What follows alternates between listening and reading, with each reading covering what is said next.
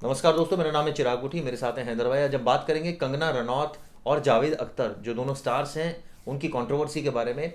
दरअसल जावेद अख्तर ने सबसे पहले जो है वो कंप्लेंट की थी कंगना रनौत के खिलाफ। सुशांत सिंह राजपूत का मामला था, तो उन्होंने तमाम टिप्पणियां की थी जिससे जावेद अख्तर व्यथित हुए थे। उनका कहना था कि ये निजी टिप्पणी की गई है। इसको लेकर उन्होंने कोर्ट में याचिका दाखिल की थी। आज सुनवाई थी, और आज इससे पहले जब वो पेश नहीं हो रही थी कंगना रनौत, तो उनके खिलाफ जो है कोर्ट ने कहा था कि वो अरेस्ट वारंट इशू कर दिया जाएगा। आज कंगना पेश हुई, लेकिन अब आगे की तारीख लग गई है इस मामले में। अब कंगना ने भी काउंटर कंप्लेंट फाइल की है। क्या है वो कंप्लेंट? कंगना की कंप्लेन ये है कि जावेद अख्तर के ऊपर उन्होंने जबरन वसूली का आरोप लगाया है। अच्छा। इसके अलावा उन्होंने निजता का हनन यानी कि जो प्राइवेसी है उसका उसका हनन का आरोप लगाया है। अगली सुनवाई जो कोर्ट ने तय करी है वो 15 नवंबर की है, और उसमें कंगना फिर से पेश होंगी।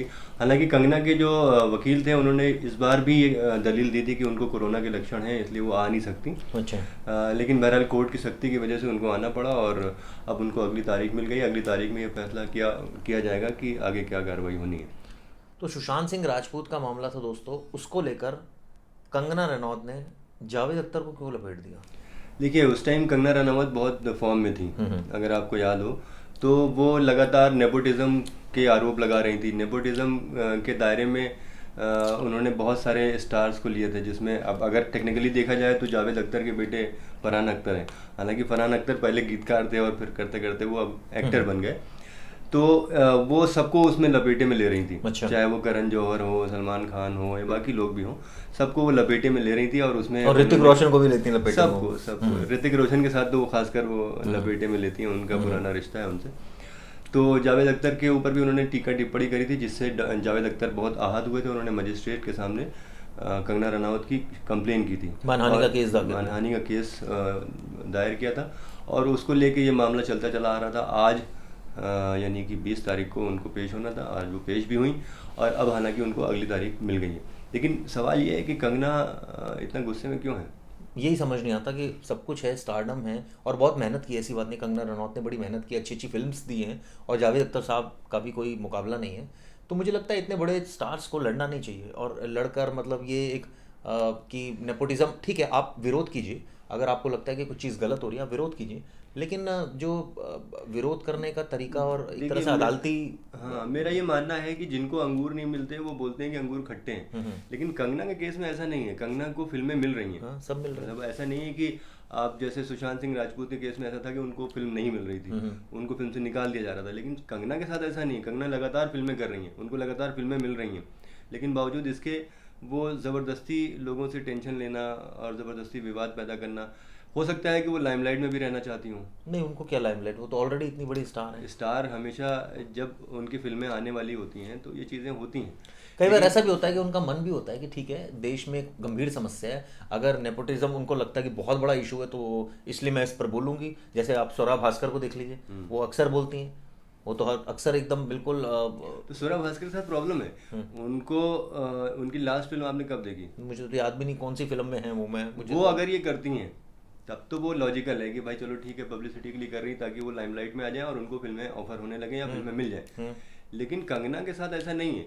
कंगना ऑलरेडी फिल्में कर रही हैं और लगातार उनकी फिल्में आ और रही बड़ी हैं। स्टार है, ऐसा और नहीं, बड़ी बहुत स्टार मेहनत हैं, करी है उन्होंने। मेहनत अच्छी की। फिल्म्स करती हैं, अच्छी एक्टिंग करती हैं, और इनकी तो कई फिल्म सुपर हिट गई हैं। नहीं नहीं, काफ़ी मेहनत से ऊपर आई हैं वो। हाँ। तो ये तो है। लेकिन अब स्टार्स के साथ ये प्रॉब्लम रहती है कि उनको लाइमलाइट में रहने की बीमारी कहना चाहिए कि रहती है।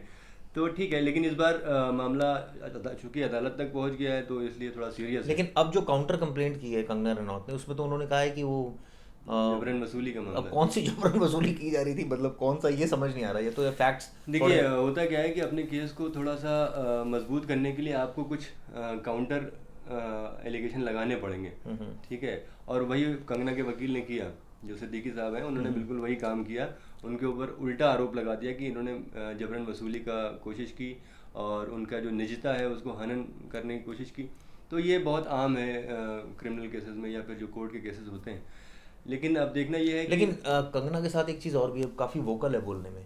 आप देखिए, ऋतिक रोशन के साथ सबको पता है कि इनका अफेयर था, और किस तरह से इन्होंने बाद में एक्सपोज किया ऋतिक रोशन के, मतलब एक तरह से कहा जाए हर एक चीज़ को उन्होंने एक्सपोज किया। हालांकि ऋतिक रोशन ने भी अपनी बात कही, हम किसी को गलत और सही नहीं कह रहे, क्योंकि ये नहीं, पर्सनल किसी का रिलेशनशिप था। लेकिन इसके बाद नेपोटिज्म पर वो बोलती हैं, इसके बाद कंगना रनौत जो है वो अक्सर विवादों में ही रहती हैं कुछ ना कुछ। कंगना यानी इनका वो एक कोई वो भी तोड़ दिया था बीएमसी ने, इनका जो प्रॉपर्टी जो है प्रॉपर्टी थी वो उसको तोड़ दी तोड़ दिया था, उसको लेकर भी काफ़ी विवाद रहा। ये हमेशा, अब तो पहले तो खैर ये बॉलीवुड पे अटैक करती थी, अब ये पॉलिटिकल मतलब एंगल में भी लेती हैं। अच्छा। जैसे पॉलिटिकली भी और ये मैंने तो बहुत सुना है एक्टिव कई रहती लोग हैं। बोलते भी हैं सूत्रों से जानकारी, मतलब मैं ये नहीं बोल रहा, लेकिन ये काफ़ी फ्लोट होता है सोशल मीडिया पर कि ये बीजेपी गवर्नमेंट के बहुत क्लोज हैं, ऐसा बोला जाता है। ऐसा बोला जाता है और कई बार दिखा भी। जब ये केस था आपका सुशांत सिंह राजपूत का केस था, तब उनको अचानक जो है वो Z+ सिक्योरिटी मिल गई थी।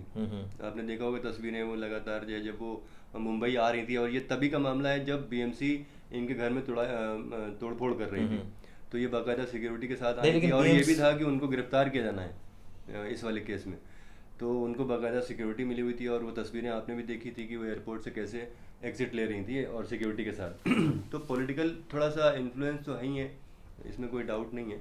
और इनका इंक्लाइन है वो मौजूदा गवर्नमेंट जो है उसके साथ, ऐसा कहा जाता है। मतलब मैं अभी, उन्होंने कोई ऐसा ओहदा नहीं लिया है, कोई पद नहीं लिया है, लेकिन ऐसा कहा जाता है कि उनका इंक्लाइन है उधर। लेकिन अक्सर विवादों में रहती हैं। और कई बार ये भी बोलते हैं कि मुझे एक वीडियो भी इनका वो सुनाई दे रहा है, याद आ रहा है, इन्होंने एक जर्नलिस्ट को भी बहुत डांटा था।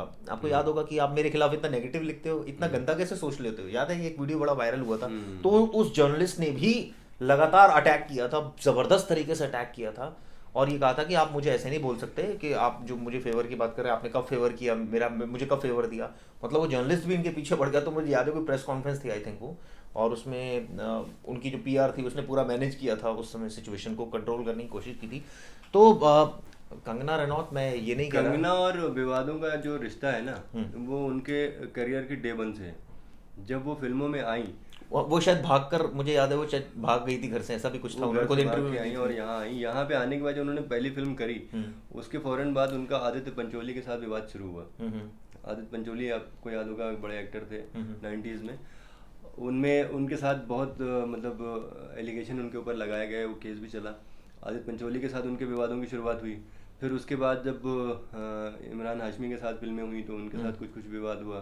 फिर इन्होंने ऋतिक के साथ फिल्म करी, क्रिश नहीं क्रिश वहाँ, 2 थी शायद मेरे ख्याल हाँ, से। तो वहाँ तो बहुत ज़्यादा तो खैर वहाँ रहा। पे उन्होंने अफेयर की बात कह दी और वो नहीं विवाद वो हुआ। था भी अफेयर, वो तो एक टाइम पर था, लेकिन फिर म्यूचुअल अंडरस्टैंडिंग नहीं हुई, वो हाँ, चीज़ें चेंज हुई। फिर उसके बाद ये सुशांत सिंह राजपूत का केस आया, जिसके बाद नेपोटिज्म का बहुत विवाद हुआ।